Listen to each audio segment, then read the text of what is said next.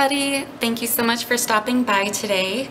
As you can see by the title, today's video is a bit different. I'm going to be talking to you guys about a new banking method or debt repayment method that my family and I are going to be using to help us pay down a debt that accrues interest, with the goal of saving money on interest and paying off the debt faster. So before I jump into that, for those of you who are new, hi there, welcome. My name is JoJo. I just wanted to give you a quick introduction if you have not been following along with us on our journey. So my husband and I am married. We are a two-income household. We have 3 kids, and we are really new to budgeting. As early as September of last year is when we first started doing a budget and working through a budget. And then we began a debt-free journey in February of this year. And this was all from the help of the YouTube budget community. They've really been our mentor. So I have written here, because this is the quarterly debt and net worth assessment that I filled out on my very first YouTube video, the end of June, where I showed you guys our starting numbers in February when we first looked at them. And over here, our balance, you can see that we were a little over $102,000 in debt. So fast forward to June, progress we'd made between February and June, which I showed on my first video, we were able to pay $32,000 in debt, which brought us down to $70,597.68. That was the end of June. And then if you've been following along, the most recent debt update that I did was from my paycheck number 2 sheet. I'll go ahead and pull my paycheck number 2 budget sheet in here. And for those of you who have been watching my videos, you're already very familiar with these sheets. There's different tables on here, but on the bottom I have my debt table. So not only do I do my quarterly debt and net worth assessment, which my next one is going to be the end of September, so stay tuned for that. But I keep track of a running tally of our debt numbers, paycheck to paycheck, as the minimum payments for each debt is paid. And then we also are zero-based budgeters. Our cash flow is what we're using to currently throw at our debt focus. We most recently were able to pay off student loan number 1 here. So this was paycheck number 2, went through July 30th. So over here on this ending balance, you can see that we ended July with $66,495.12. I'm now going to pull in my paycheck number 3 budget sheet. This is the one that you guys saw me do my week 6 check-in yesterday, where I calculated our cash flows, which was $700.77 that was left for us to throw at debt. I had just paid off my first student loan right here, student loan number 1. So we've currently paid off, following the debt tsunami and debt avalanche method, we have paid off our timeshare, home security equipment, a home equity line of credit, and now student loan number 1. And since we are following a debt avalanche method, our car, which is 0% interest, and our cell phones, which are also 0% interest, we're just paying our monthly payment until that debt is fulfilled. That leaves us with student loan number 2.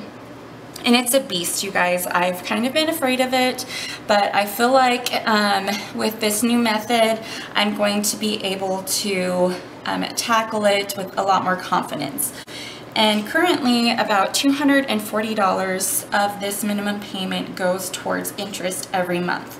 And that is just mind-blowing to me. And that is where I stumbled across Velocity Banking. And I do first want to give a huge disclaimer before I get into velocity banking, because I feel like this could be a very controversial topic. It could trigger some people, but I do want to just preface this with saying, you know, please be mindful, enter into this with an open mind, even if you don't agree with what our family is doing. This is what we feel will work best for us. I'm absolutely not encouraging anyone else to follow in our footsteps. I'm just sharing with you guys what our family has chosen to do as far as paying down our debts. And I'm not even sure if velocity banking is going to work for us. I absolutely do not think that it works for everyone, but we're just going to give it a shot. So before I get too far into the video about how we are going to be doing velocity banking, I did just want to talk to you guys about what it is, because if I had no idea, I'd never even heard of that term. I mean, I just recently found out what sinking funds were, so if that just goes to show you where my financial vocabulary was starting. But I do want to go over what I've learned, or my interpretation of what velocity banking is. So this is a screenshot from a presentation done by Think Wealthy with Mike Adams, where he talks about velocity banking along with a lot of other things. I chose this from all of the different videos you'll see on YouTube because I felt like his presentation style and his use of visuals spoke to me the most, where I could understand it. It was in a PowerPoint presentation style with a voiceover, and I'll link the video in the description box below. There were some things he talked about in the video about using velocity banking with different investments, halting investments, things like that, that we didn't agree with, but you know, that's kind of been the general theme with any of the videos in the gurus. We've just entered with an open mind and interpreted as best as we could using the tools that they present, choosing which ones would work best with our family, our psychology, and implementing them to the best of our ability for our finances. It's a very personal thing. So I'm going to go ahead and go through this, talking about a couple of terms. First, covering what is velocity banking. Over here, he talks about these two differences: an employee mindset versus a wealthy mindset. Employee mindset using cash as currency, and then wealthy mindset using cash as velocity and leverage as currency. So I first needed to understand what it means to leverage money, because that was a term I didn't understand the meaning of as it relates to finances. When I looked at it, most of the definitions related to what corporations do to leverage money, and that's where they use debt in order to increase their buying power in the market, or their investing power, or debt to increase assets. And to me, I was kind of like, well, I'm not a corporation, we're a middle-class family, how would we leverage our money? And for us, it's leveraging our money to increase our net worth. Not just thinking about assets. I'm honestly not sure if that's a route that we're going to go, but to improve our net worth, we're wanting to decrease our liabilities. Before we get into talking about how we're going to be doing that, I do first want to define some key terms. The first one is here where Mike has listed simple versus amortized interest, and this is one-way versus two-way loans. So he has listed examples here where one-way loans, I think, are the ones that we most commonly think about. When you go to the bank, you get your mortgage, your car payment. We also have student loans fall into this category, but this is what the bank uses to really leverage your money. When they use your minimum monthly payment and turn that around with the federal bank to then reborrow that money out to you. Mike does go over some math, which I really appreciated because I'm very much a math person and seeing the numbers. He does a very nice explanation of how that process is done. But One-way loans, you borrow the money once, it comes to you, or it goes to, you know, the mortgage company, the car company, the university that you're going to school at, and then you're assigned a set minimum monthly payment that goes to the bank. And as you pay down the loan, as you pay down the principal, you don't have access to that principal again. It can't flow back to you. And these loans, at least the ones that are listed here, are typically amortized. So for me, I understood that my mortgage had an amortization schedule, and I honestly didn't think about my car or my student loans having an amortization schedule. But that's really how they work with that set term. So our student loan had the 15-year term. It has its amortization schedule with its set minimum monthly payment. Early in the loan, we pay more towards the interest, and then as the loan reaches the end of the 15-year term, more of that minimum monthly payment goes towards principal until we pay the loan. With two-way or simple loans, and simple interest, he has listed here, those most commonly are credit cards, home equity line of credit, and personal lines of credit. And with these ones, they're two-way because of as you pay down the principal, you can re-borrow that money, and you continue paying until the debt is gone. The money can flow back and forth between the lender and you. And then the simple interest rate differs from amortized. Usually it can be a bit deceiving because of simple interest, you'll usually be quoted higher interest rates. Amortized, it looks good because of it's a smaller number, but when you look at the actual money you're paying, it's typically going to be more. But for simple, it's based on, there's calculations for simple interest. If you want to look further into that, I definitely did not delve into that. I just kind of researched what could give me basic understanding, and I am absolutely not an expert at all. This is not my field of expertise whatsoever, so I do want to give that as a huge disclaimer. I'm probably misquoting something. I'm probably going to offend someone who is a expert in this area, but just as a non-financial middle-class person who's looking to improve their finances, this was my approach and my general understanding. So with simple, the calculations is usually based on your monthly balance, and then whatever the interest that the lender, however they're applying interest, whether it's daily, an average daily, a APR, and then the term, which is usually monthly. So that's kind of what these simple interest calculation variables are. But your minimum monthly payment, like what you're familiar with seeing with a credit card, will vary based on what your balance is on your credit card. How we are going to be leveraging our money is to use different kinds of loans to decrease our liabilities. So using a two-way loan to pay down with simple interest to pay down a one-way loan with amortized interest. And that's what I'm going to talk to you guys about today, is what our one-way amortized interest loans are and what our two-way simple interest lines are. So first, I'll start with one-way loans. These, I think, are what people typically think of when they go to the bank for a loan. This is what you'll usually get. It's a loan for your mortgage or for your car. For us, we also have a student loan. Student loans are one-way amortized loans. So we have student loan number 2. And its minimum monthly payment is $543.40.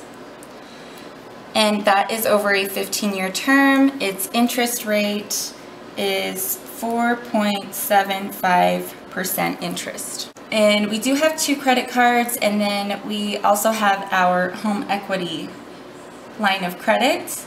It is a variable interest rate. It usually goes from 6 to 8%. Currently, it's at 5.05%, and this is at a zero balance right now. This was our first debt focus. Simple interest for our home equity line of credit, it is based on the average daily balance of the loan for that month. Okay, so now that those two terms are defined, I do want to just go over this section right here. This is where he gives an example of the typical middle-class American family, their income, their expenses, and this example, they didn't have any cash flow. I'm going to change this to what our numbers are. So our income estimated every month is, I'm going to write it down here, $8,324. Okay, our mortgage is $14,0207. I don't know if you guys are going to be able to see that. And then over here under savings, 401k, IRA, we have all of those. I did put a hold on my IRA and a 529 plan while we're on this debt-free journey, but we still have our 401k. He talks about canceling those in order to increase cash flow so that you can invest more in real estate. That's not the route we're going. I plan on keeping those, and once we're done paying off student loan number 2, reinvesting in our IRA. So I'm going to leave that there. We don't have any credit card debt. I do have a car payment. It's $744.17. It is 0% interest, so it doesn't fall into a one-way, or it's a one-way loan, but it doesn't fall into an amortized interest because there's no interest. So I'm going to cross that off over here. I'm going to cross off this credit card debt as well, because that's not something we're looking to do. And then lifestyle, this would be all the other fixed and variable expenses that don't include our student loan debt, our car payment, or our mortgage payment. So this for us is $4,224.06. Ooh, I can barely squeeze that in there. And then our cash flow, when you take our income minus all of these expenses, our cash flow, we do have a positive cash flow, thank goodness. And this is an underestimate because like I said, these numbers came from my expected amounts on my budget sheets. And I underestimate income, overestimate expenses. So when you watch my videos, you probably notice that we do have more cash flow at the end of paycheck number 2 when I do those calculations. But I don't want to overinflate anything. So this, for us right now, what we've been doing is using our cash flow to apply towards our current debt focus. And that was how I was able to pay off all of our debts that you saw when I gave the introduction. And our current debt focus is now student loan number 2. But its current balance is $61,207.99. And with it being amortized, the goal would be how to pay that down faster and have more of this monthly payment go towards principal would be to decrease the principal.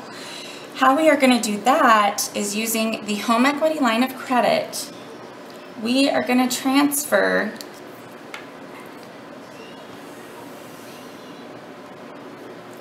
$20,000 from the home equity line of credit, which I've already done, to student loan number 2 towards principal. Now I do want to tell you guys, because I'm completely upfront about everything we've been doing with our budget, I talked with the student loan company. They told me that once I filled out a form online, they would apply any of my additional payments towards principal. That did not happen, so I'm going to be in contact with them to make sure that they only use this money towards principal. We're still making our minimum monthly payment. So the new balance on this loan is $41,218.72. they obviously applied like about $10 of interest, a little less than $10 of interest towards this $20,000 I transferred. So that brought the home equity line of credit up to $20,000. Now you're probably saying, I mean, these interest rates are pretty close, but that's not our goal. I want to save money on interest because this is still a loan. I'm not just, you know, robbing Peter to pay Paul sort of situation. So what we would do, as I've mentioned, this is a two-way simple interest. Interest is accrued based on the average daily balance. So our goal is to hold this balance down as low as possible. And how we are doing that is by using this more as our bank account, since it is two-way. I have 4 different bank accounts right now, and I feel like this is where things can get a little crazy. This is just what is working for our family. I'm just explaining to you guys the situation. So moving forward, when I'm doing update videos, you can understand where accounts have moved. But this is very, very personal, and this is just what is going to work for us. So what I did was I have 2 savings accounts and 2 checking accounts. My 2 savings accounts are like your standard savings accounts that you think of, and then one of my checking accounts is for my sinking funds, for those of you who have watched my sinking funds videos. And then my other checking account is what you think of as standard checking account. My paychecks are direct deposited in there. Bills that require a checking account come out of there, that sort of situation. So my 2 savings accounts and my sinking funds checking account, those were closed out, and that money was put towards this. So we have savings number 1, savings number 2, checking number 1. And then I also, my standard checking account, I left open so that I could obviously have the money that needs to flow in and out of there available, that account available for that purpose. But I'm going to be transferring as much as I can to student loan, to the HELOC, in order to hold this $20,000 balance down. All right, so we have checking account number 2 that is also going to have money, but it's going to be kind of flowing back and forth. And then we obviously have our variable expenses, our fixed expenses that for these lifestyle expenses that we still have to pay. And in order to keep as much money in the home equity line of credit for as long as possible, we are using our credit card, which we've already been using for our variable and our fixed expenses. We have been using just a bank card for its rewards points, but honestly, it's not that great. I was just kind of too lazy to investigate other cards, and it was just out of convenience that I kept it. But that, being a ostrich and being lazy and comfortable with my finances, is a thing of the past. I'm really trying to be mindful about staying on top of this stuff. So we found a travel card because if our family is planning on doing traveling. We had a vacation this year that was canceled, and the flights for that vacation for 5 people was the majority of our vacation costs. So we're rescheduling that vacation in 2022. I'm planning on using the travel card reward points, accumulating those up until 2022 and figuring out how much that's going to save us in flight costs. And I will update you guys on that as well. So we're going to continue. We've already been using our credit card, but it's just a different credit card. So our credit card is going to help us cover our expenses, and then we pay it down every month, which is what we've been doing. And then that is also going to help us hold this balance down as long as possible. Alright, so that is just using the money that we already have to hold this balance down. It's all still going to have its same job. It's still going to be tracked the same way. I have monthly contributions to each of these accounts. That's going to continue the same. But our cash flow that we had been using to pay down different debt focuses is now going to be focused on paying down the HELOC. And then our minimum monthly payment with whatever money we chunk away at principal from the HELOC is going to be paying down student loan number 2. So that is our new plan. That is how we are leveraging our money. Once we are done with student loan number 2, if this method works well, this is kind of just how we're dipping our toe in the velocity banking waters. Next, we would use it to pay down our mortgage so that any of our amortized one-way loans are gone. Bye-bye. Now, we obviously are going to be tracking this. This is not just going to be running free. I am definitely a analytical person. I love numbers. I'm kind of a math geek. And I also enjoy comparing things, because this is kind of like a comparator group, right? What is the cash flow zero-based budget versus velocity banking? Because my hypothesis is that using velocity banking, we're going to be able to save money paying down student loan number 2 and time and money. So I'm going to switch you guys over to my tracking methods for this. Alright, so this is an Excel spreadsheet I put together. There are 2 different tables comparing the 2 different debt repayment methods. The first table is the Snowball versus the velocity banking method. I only have student loan number 2 because that's the only loan we're currently using this method on.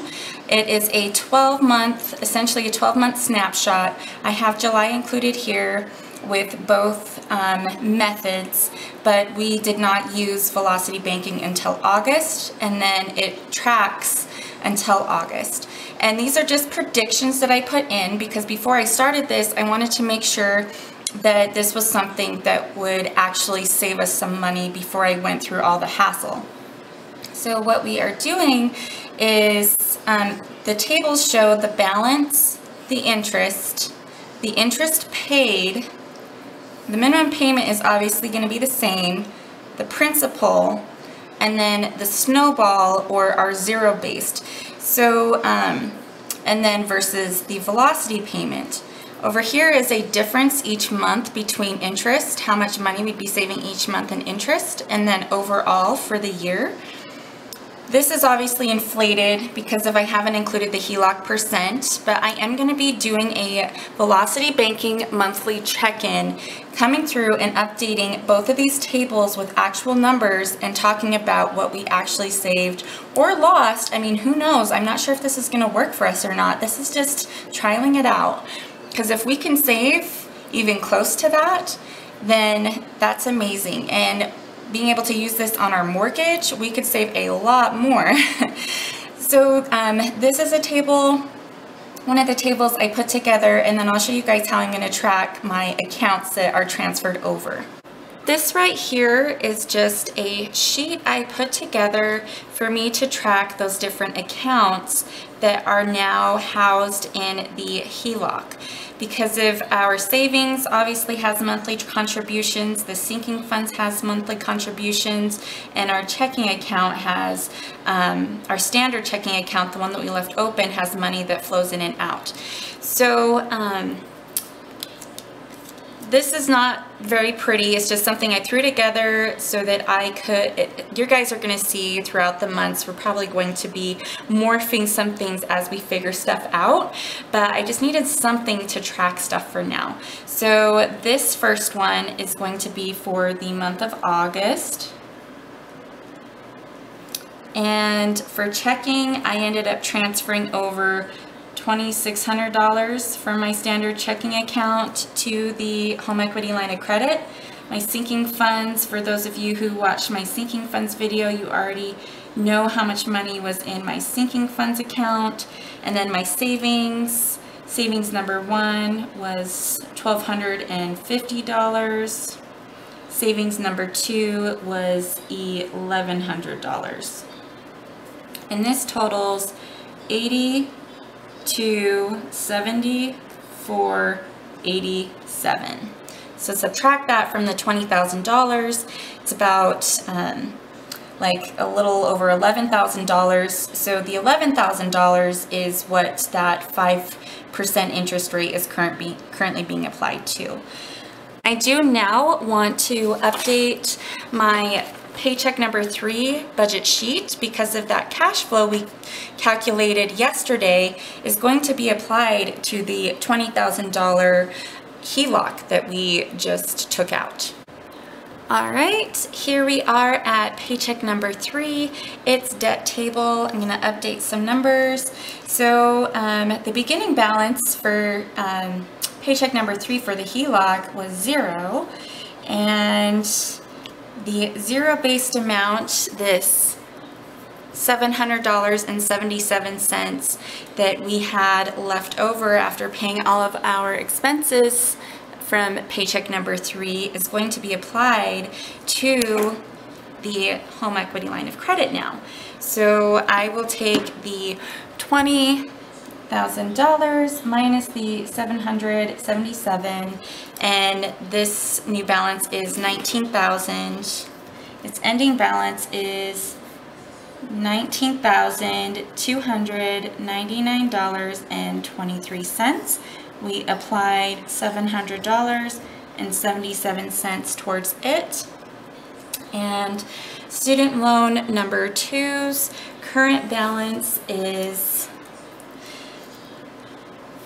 and then I will show the $20,000 over here, but that was came from the HELOC, so I'm not really going to count that as like a zero-based payment. But the balance after everything all came out in the wash, after the loan company decided to apply that $20,000 towards interest as well, student loan number 2 is currently sitting at $41,218.72.